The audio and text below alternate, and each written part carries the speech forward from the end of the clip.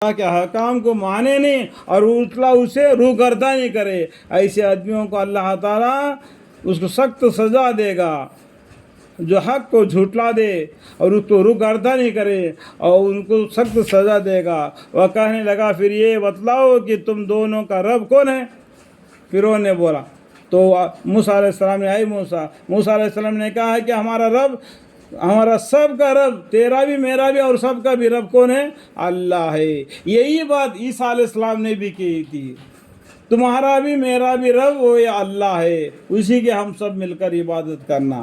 اور یہ نصرانی لوگ عیسیٰ علیہ السلام کو اللہ کا بیٹا مان کے عیسیٰ علیہ السلام کو سامنے پتلا رکھ کے اس کو مانتے، یہ کتنا غلط کام کرتے ہو۔ کچھ وہ سمجھنے سے باہر ہے، آج بولنے سے کوئی مطلب نہیں پڑتا ہے۔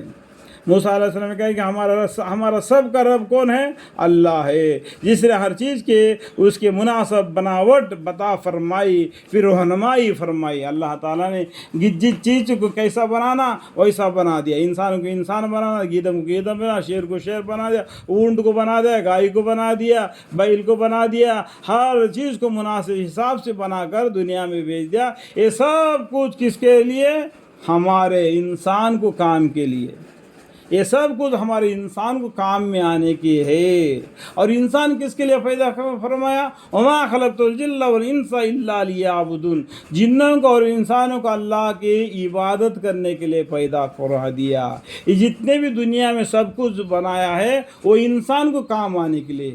بارش پڑتا ہے اسے اللہ انسان کو کام میں آتا ہے، اور ٹھنڈی پڑتی ہے وہ اس کو کام آتا ہے، گرمی پڑتی ہے وہ بھی اس کو کام آ جاتا ہے۔ سب کچھ انسان کے لیے ہے، لیکن انسان اللہ کی عبادت کے لیے پیدا فرما دیا۔ پھر وہ نے کہا اچھا تو پہلے لوگوں کا کیا حل ہوا؟ اور اس کے بعد میں اس نے کہا گیا بناؤ جس نے ہر چیز کو اس کے مناسب بناوٹ عطا فرمائی، پھر رہنمائی فرمائی۔ پھر وہ نے کہا اچھا تو پہلے لوگوں کا کیا حال ہوا؟ پہلے اس سے پہلے دنیا میں آ کے مر کر زمین میں گاڑے گئے نا، ان لوگوں کا حال کیا ہے کر کے پوچھا فرعون نے۔ تو موسیٰ علیہ السلام نے بتا دیا ان کے نام اعمال دفتر میں محفوظ ہے، ہر ایک کے نام اعمال اس کے نام سے دفتر میں موجود ہے اللہ کے پاس۔ موسیٰ علیہ السلام فرمائے کہ ان لوگوں کا علم میرے پروردگار کے پاس دفتر اعمال میں محفوظ ہے۔ دیکھو میں بھی بتایا نہیں، اللہ کے پاس میں موسیٰ علیہ السلام فرمائے کہ ان لوگوں کا علم میرے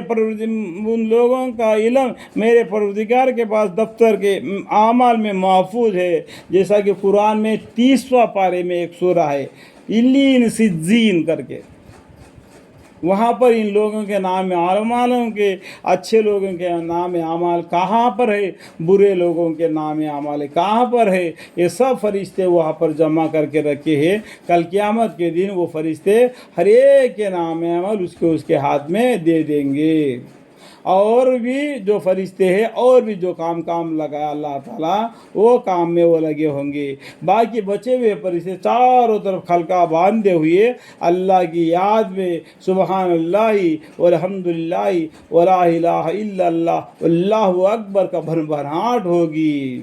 اور اس ٹائم پر عرش الہی کو 9 فرشتے اٹھائے ہوں گے، 9 یا 8 فرشتے اللہ معاف فرمائے اٹھائے ہوں گے، اور جہنم میں 19 فرشتے ہوں گے۔ یہ بھی ایک ایمان لانے کا ایک طریقہ ہے، محفوظ ہے۔ میرا رب نہ غلطی کرتا ہے اور نہ بھولتا ہے، اور وہ رب ایسا ہے جس نے تم لوگوں کے لیے زمین کو مشعل فرش کے بنایا، اور اس زمین میں تمہارے چلنے کے واسطے راستے بنائے، اور آسمان سے پانی برسایا، پھر ہم نے اس پانی کے ذریعہ سے اقسام مختلف کے نباتات پیدا کیے۔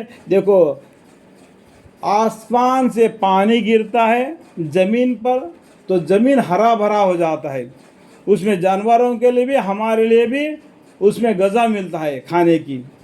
اور عورت اور بیوی ملنے سے کیا ہوتا ہے؟ نسل بنتا ہے۔ دیکھو یہ بھید کی بات ہے، سمجھنا چاہیے۔ آسمان سے پانی گرنے سے زمین تر و تازہ ہو جاتا ہے اور سبھی کو رزق دیتا ہے زمین، اور اسی طریقے سے عورت اور مرد ملنے سے ان کی نسل پیدا ہوتی ہے۔ تو یہ کس کے لیے؟ اللہ نے ہمارے لیے بنا دیا، زمین کو بھی ہمارے لیے، آسمان کو بھی ہمارے لیے، ہماری بیویوں کو بھی ہمارے لیے، اور تمہارے لیے کہ تم کو کس لیے پیدا کروایا؟ اللہ کی عبادت کرنے کے لیے۔ وہی آیت قرآن میں بتایا وَمَا خَلَقْتُ الْجِنَّ وَالْإِنسَ إِلَّا لِيَعْبُدُونِ۔ اس بات کو جاننا چاہیے۔ اور ایسا ہی تم لوگوں کے لیے زمین کو مشل فرش کے بنایا، اور اس زمین میں تمہارے چلنے کے واسطے راستے بنائے، اور آسمان سے پانی برسایا، پھر ہم نے اس پانی کے ذریعے سے اقسام مختلف کے نباتات پیدا کیے، اور تم کو اجازت دی کہ خود بھی کھاؤ اور اپنے مویشی کو بھی چراؤ، خود بھی پیٹ بھر کر کھاؤ اور جانوروں کو بھی اچھی طریقے سے پال پوشا کرو۔ اس طریقے سے اللہ نے فرمایا۔